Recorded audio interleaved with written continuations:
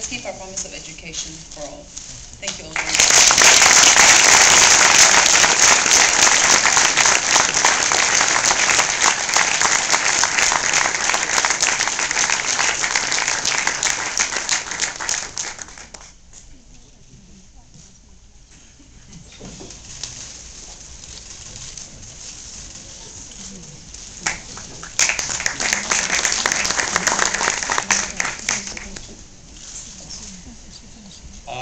Now I would like to invite Bob Zoellick, President of the World Bank.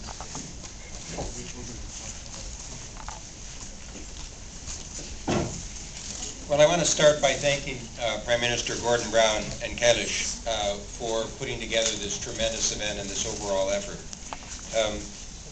As Kevin Rudd said, wherever you go in the issues of Millennium Development Goals, Gordon Brown is there adding innovation, sense of creativity, but also relentlessness.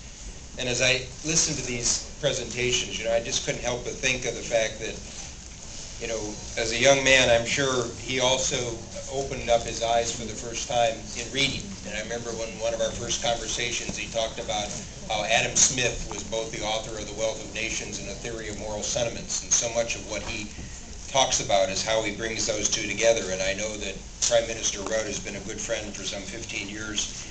Will do the same.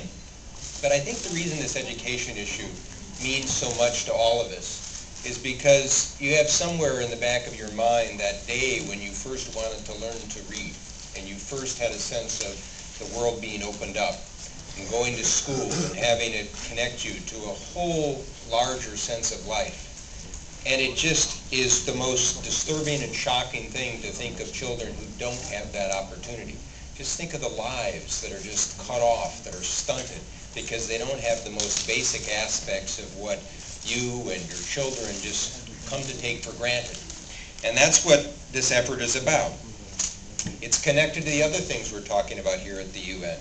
I'm going off to an event for school feeding. Absolutely critical, because what we find is that when food prices go up, as they have, and nutrition goes down, the first kids that are taken out of schools by families are girls. They're the ones that lose out in that process. So at the World Bank, we definitely pledge to continue to help countries to achieve universal primary completion and quality education. And we've seen that you can make a difference. Some of these problems look so significant and so large, but it's important to keep in mind that just over the past 6 years, you've increased 40 million children getting into school. Now, that may just seem like a number, but think about 40 million lives that are changed because they now have an opportunity that they didn't have. The share of children completing primary school is up 10% to 74%. Not enough, but the efforts of people like you can make a tremendous difference. Cambodia went from 50% completion of primary education to 87% over the course of 5 years. But yet still fewer than half of the countries that are in the category that we call IDA, the International Development Assistance for those that are poorest, are not able to achieve the Millennium Development Goal in education. The majority of the countries in Africa are not on track. So at the World Bank, we're committing $1.5 billion for education per year in 2008 to 2009, working with the countries on their own programs. We're also the trustee of the FDI and the Catalytic Fund and the Education Program Development Fund, which has already pledged about another $1.4 billion. And as we go forward in getting kids into school, we have to keep in mind one other thing, and that is quality is just as important as numbers. Quality education is the true driver of economic growth. Results count. So we need to help countries get the tools, have teachers get the training, and help keep raising the bar so that more people can have the advantages that all of us have had in the room. To do that, there's a role for public international institutions, there's a role for governments, but there's also a critical role for the private sector. And that's one reason why this whole effort is one that I think is absolutely critical.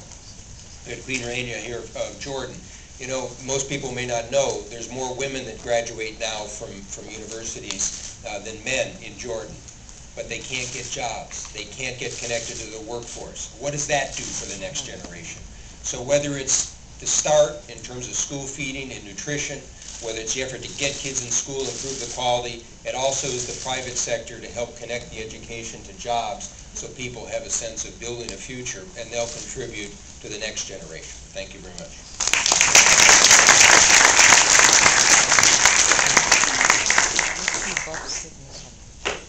Thank you, Bob. Now I would like to invite the Prince of Saudi Arabia, Prince Saud.